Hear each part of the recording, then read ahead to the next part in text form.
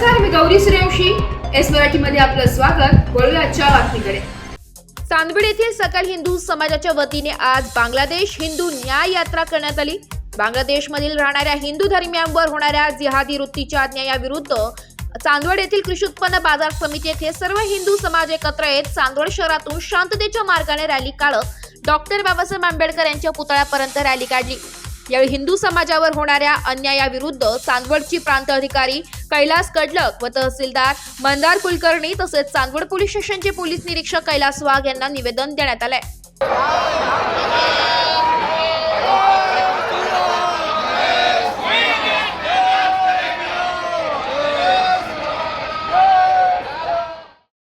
आणि या नसामध्ये हिंदूचं रक्त म्हणून पडत आहे. आपण सगळेजण नशिबाने भाग्यवान आहोत. जगाच्या पाठीवर गौरवाने अभिमानाने म्हणावं लागतं की आपला भारत देश हा बहुसंख्य हिंदू देश आहे. पण बहुसंख्य हिंदू देशामध्ये साडी मारी कोष्टी कानडी मांग मार सुतार लोहार चांभार 18 पगड जाती धर्मातली माणसं हिंदू म्हणून एका छत्राखाली आणतात. आणि गौरवाने आपल्याला अभिमानाने सांगावं असं जगामध्ये वाटतं की बहुसंख्य असणाऱ्या भारतामध्ये अल्पसंख्याक मुसलमान धर्माचा माणूस सुद्धा राष्ट्रपती म्हणून शपथ घेतो. अल्पसंख्याक शीख पारधी समाजाची माणसं मिळून या देशावरती राज्य करतात. असं राष्ट्र जगाच्या पाठीवर भारत सोडून दुसरं कुठले पाहायला मिळत नाही. मित्रांनो, आपण नशिबान आहोत की आपल्याला भारतात जन्म मिळाला. आपण भारताच्या मातीत हिंदू म्हणून स्वतःला खऱ्या अर्थानं सौभाग्याने गौरवाने मिळवतो.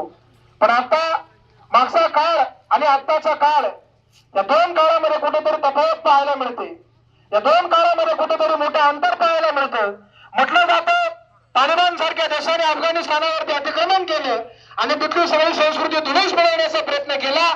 तिथली सगळी संस्कृती रस्त्यावरती आणण्याचा प्रयत्न केला. आजही अशा असंख्य वाईट नजरा आहेत ज्यांना वाटतं जी वेळ तालिबानवरती आली ती वेळ हिंदूंवरती आली. हिंदूंच्या आई बहिणीची रक्तं पुन्हा रस्त्यावरती टांगावी. हिंदूंच्या आई बहिणीवरती पुन्हा अन्याय अत्याचार व्हावे. हिंदूंना पुन्हा ताप मानणे सकता येणे याच्याकरता कित्येक 12 घड्या रात्रंदिवसाचा प्रयत्न करत आहे. आणि त्याचं प्रत्यय आपल्याला परवा बांगलादेशमध्ये खऱ्या अर्थानं पाहायला मिळत आहे. काय पाप आहे त्या हिंदूंचं? गळ्यामध्ये भगवा धरून फिरतात हे त्यांनी पाप केलं का? डोक्यावरती बगली टोपी घालून फिरतात हे त्यांचं पाप आहे का? श्रीरामाचा नारा देतात हे त्यांचं कुठेतरी पाप आहे का? हो, जय श्रीराम हा नारा देणं जर पाप असेल तर 1000 वेळा ते पाप करायला आम्ही तयार आहोत. कारण आमची माता पिता हिंदू धर्मात जन्माला आली. जय भवानी जय शिवरायांच्या घोषणा देणं जर पाप असेल 1000 वेळा आम्ही तर घोषणा देणं पसंत करू. कारण आम्ही हिंदू म्हणून सौभाग्याने जन्माला आलो. मित्रांनो, खरोखर आपण एका धर्माचे एका आईचे लेकरं आहोत. जय श्रीरामाचा नारा देत लहानाचे आपण मोठे झालेलो आहोत. परवा पिंपळगावच्या मातीमध्ये एका लेकरावरती चुंब मिळावून अन्याय अत्याचार करावा. इथून पाठीमागे हिंदूनेच घोषणा हम सब भाई भाई हम सब भाई भाई. एखादं उदाहरण आपण कुठेतरी दाखवून दिलं पाहिजे की एखाद्या हिंदूंचा झुंड एखाद्या अल्पसंख्यावरती अत्याचार केला नाही. आम्हाला भगवान श्रीरामाने ते शिकवलं नाही. आम्ही ते कधी करणार नाही कारण आमच्या रक्तात ते कधी बसत नाही. पण जगद्गुरु तुकाराम महाराजांचं एक वाक्य आहे, भला तरी देव काठीची लंगोटी नाताळाच्या नाती अनुकाठी. आदराने आला तर त्याच्या गळ्यात शाल बघली शाल टाकायचं आमच्या संस्कृतीने आम्हाला शिकवलं. पण एखादा जर आमच्या धर्माला नाडायला लागला तर त्याच्या वाट्यावर जाऊन त्याच्या अवकाश दाखवायला सुद्धा आम्हाला आमच्या धर्माने शिकवलं कधी विसरून चालणार नाही. ज्या मातीत आपल्याला जन्म मिळाला, ज्या मातीत आपल्याला लहानाचे मोठे झाले, हीच माती छत्रपती शिवरायांची माती आहे. याच मातीला छत्रपती शिवाजी महाराजांच्या घोड्यांच्या ताटाची माती सह्याद्रीच्या दऱ्याखोऱ्यात बिंदुलेली आहे. शिवाजी महाराजांनी कोणी एका जातीचा एका धर्माचा माणूस बरोबर घेतला नाही. शिवाजी महाराजांनी या भगव्या रक्षणासाठी कुठल्याही मावळा प्रत्येक समाजाचा मावळा एकत्र केला आणि राज्य केलं. आपल्याला तेच करायचं आहे. पण जर कुठेतरी आपल्या हिंदू बांधवावरती बांगलादेश सारख्या देशामध्ये अन्याय अत्याचार होत असेल, काल जो बांगलादेश होता तो कालच्या भारताचा जो आता होता हे आपल्याला विसरून चालणार नाही. जे बांगलादेश होतं ते काल कुठेतरी आपल्याच भारतामध्ये नांदत होतं हे आपल्याला विसरून चालणार नाही.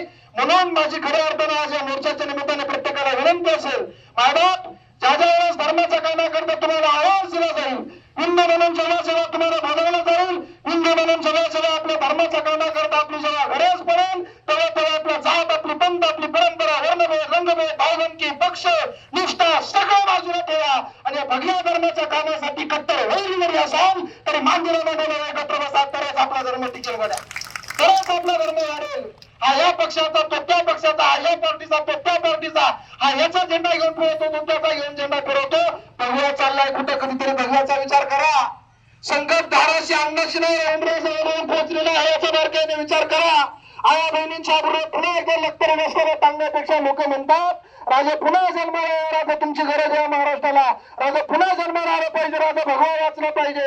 पण परवा एक माझ्या मित्राने फार गोड कविता केली. तो सांगतो राजा येऊ नका, राजा येऊ नका, गरज नाही राहिली तुमच्या महाराष्ट्राला. राजा तुमच्या नवऱ्याने तरवारी भिंटाला टांगल्यात कवा, राजा तुमच्या नवऱ्याने मिशा भागरण्यात कवा, राजा शपथ आहे तुम्हाला त्या यशवंतीची, राजा येऊ नका, राजा येऊ नका. न जाणं तुमचा तानाजी पुन्हा एकदा पोटच्या पोराचं लग्न सोडून कोणाला लढवायला जातो की नाही, न जाणं तुमचा मुरारबाजी पुन्हा एकदा दुधारखान्याच्या छातीत पाला फेकतो की नाही. राजा चंग पैसा करता स्वतःचा स्वाभिमान गाऊन ठेवा, आम्ही कधी वागणार नाही. राजा येऊ नका. इथंच शिवाजीराजे संभाजीराजे जन्माला येतील आणि पुन्हा एकदा भगव्या धर्माची क्रांती याच महाराष्ट्रात चांदवडमध्ये तुंगी पेटेल आणि माझ्या भगव्या धर्माच्या कार्यासाठी आम्ही अहोरात्र झडल्या विना राहणार नाही. अभ्यास ही खुंगात प्रत्येकाने कुठेतरी मनाला बांधली पाहिजे. मला कुणा धर्मावर टीका करायची नाही, मला कुणा धर्मावर भर दाखवायचं नाही. पण एक अभिमानानं सांगायचं इतर धर्माकडे बघा, चौथीची पोरग त्यांची खरा प्रार्थना म्हणतात. आपण सुद्धा आपले पोरग 10वी पास जरूर करा, PhD MP लेमपोल कुठेतरी चांगल्या कॉलेज ऍडमिशन जरूर घ्या. पण जोपर्यंत तुम्ही तुमच्या पोराच्या हातात गीता गाथा भागवत ज्ञानेश्वरी सारखे ग्रंथ देत नाही तोपर्यंत तुमचा भविष्यकाळ कधी उज्ज्वल होऊ शकत नाही. आपल्या लेकरांना इथं आणा, आपला हिंदू धर्म काय आहे, हिंदू धर्माचे आचार विचार काय आहे, सर्वांनी खंबीरपणाने जगाला आपण दाखवतो आहे. आता हिंदू म्हणून हिंदू कालही संत होता, आजही संत होता. पण जेव्हा हिंदूच्या अस्तित्वाचा प्रश्न उभा राहील तेव्हा हिंदू एकवटायला वेळ लागत नाही. विचार कधी आपण खऱ्या अर्थाने केला पाहिजे, ही उमेद आपण जगाला दाखवली पाहिजे. इथं जन्मलेल्या कणाकणाला सांगावं लागत नाही भगवान श्रीराम काय आहे. जय श्रीराम म्हटल्यानंतर आपल्या ओठावर जय केव्हा येत आहे तुमचं आणि माझं मलाही कळत नाही. हा गुण या मातीचा आहे, ताकद या मातीची आहे. म्हणून भारतासारख्या हिंदू राष्ट्राच्या माती जन्माला आलं. आज बांगलादेश मधल्या हिंदू बांधवांवरती अन्याय अत्याचार होतो. आपण रस्त्यावरती उतरल्यानं त्यांना काय फरक पडेल असे लोक म्हणतात. कमीत कमी भारताची ताकद नसती, फुंकार मारले तरी वैरी पडून जातील.